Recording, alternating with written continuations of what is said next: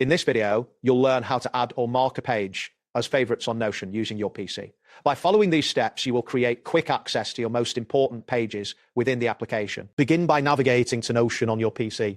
You can either use the desktop application or access the web version through your preferred browser. Once there, sign into your account if prompted. After entering your credentials, ensure that you open the page you wish to mark as a favorite. It is important to verify that you are in the correct workspace where the desired page is located, as this prepares the page for quick access. Next, locate the three-dot menu icon or the star option on the page interface. This icon is typically found in the upper right corner of the window. Click on it to reveal a drop-down menu.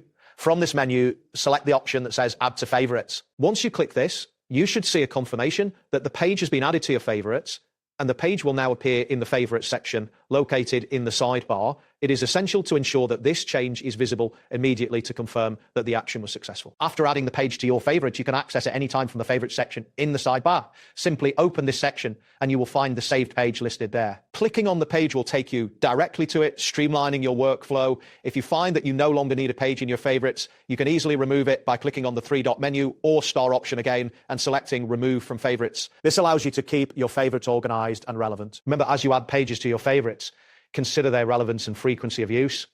This will help you maintain an efficient workspace and avoid clutter in your favorites section. Additionally, if you have a slow internet connection or are working with a large number of pages, be patient as changes may take a moment to reflect on your screen. That wraps up today's guide. Thanks for watching and catch you in the next tutorial.